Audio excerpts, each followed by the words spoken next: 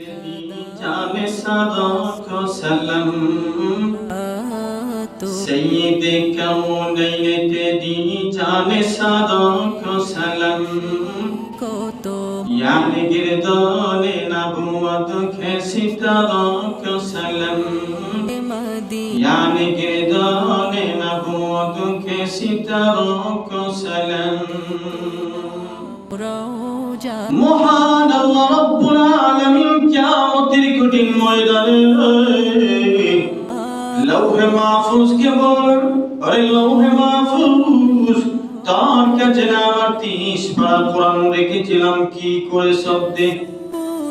ইয়ানি লৌহে মাহফুজ বলে প্রভু আমার কাছে তো 30 পারা কোরআন নাই গো জিবরাইল আলাইহিস সালাতু ওয়াস সালাম নিয়ে গেছে আল্লাহ বলবেন জিবরাইল তোমার কাছে না 30 পারা কোরআন রেখেছিলাম তুমি 30 পারা কোরআনের হক কতটুকু আদায় করেছো আল্লাহ কোরআনে বলছেন নাযাল বিহি রাহাল আমিন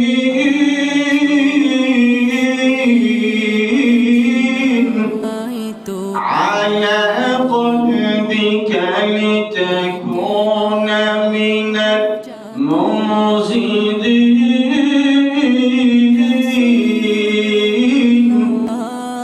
ইয়া জিবরাইল আলাইহিস সালাতু ওয়াস সালাম বলেন প্রভু এই 30 পারা কোরআন তো বিশ্ব নবীজির অন্তরে আমি ঢেলে দিয়েছি আল্লাহ বলবেন বন্ধু 30 পারা কোরআনের হক কতটুকু আদায় করেছো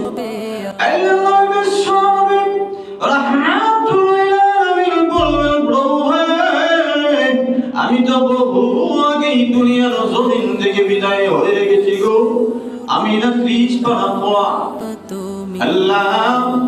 আরাফার ময়দানে আমার সর্বজ্ঞ সাহাবায়ে কেরামের সামনে আমি রেখে এসেছি মহান আল্লাহ রাব্বুল আলামিন বলেন উম্মতে মুহাম্মাদি কিয়ামতের মাঠে দাঁড়াও কোরআনের হক কতটুকু আদায় করেছো এমনি আল্লাহর নবী বলবেন প্রভু আমার উম্মত গুনাহ কি জবাব দিবে আমাকে একটু সময় দাও আল্লাহ বলবেন সময় নিয়ে কি করব প্রভু আমি আদম আলাইহিস সালামের কাছে যাব যাও তোমাকে সময় দিলাম আল্লাহ নবী বিশ্ব নবী রাহমাতুল লিল আলামিন আদম আলাইহিস সালামের কাছে যাবেন ওগো আল্লাহর নবী আদম আপনার সন্তানগুলো কিয়ামতের কঠিন ময়দানে আদা স্বামীর কাঠ করায় দাঁড়িয়ে গেছে আপনি একটু সুপারিশ করেন আদম আলাইহিস সালাম বলবেন ওগো বিশ্ব নবী লাস্তু হাহুনা ওয়া ইয়াকুনু খাতিআতাহু আদম আলাইহিস সালাম বলবেন না না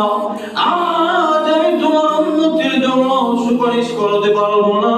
আল্লাহর নবী বিশ্ব নবী রাহমাতুল লিল আলামিন কান্না শুরু করবেন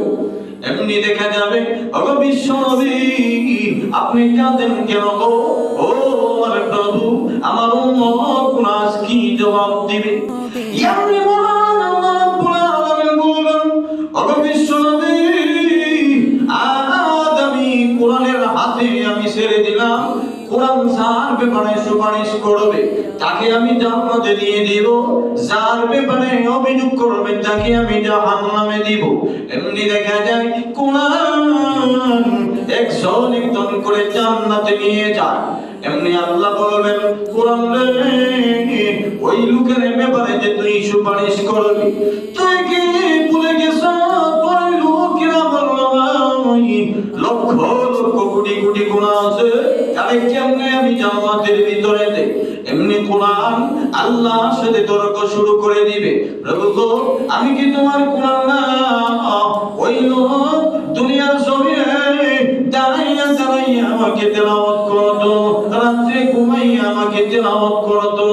আজ থেকে যদি তুমি ক্ষমা করো আমি কোরআন কখনো জান্নাতে যাব না এমনি যখন তর্ক শুরু করে দিবে আল্লাহ বলবে যা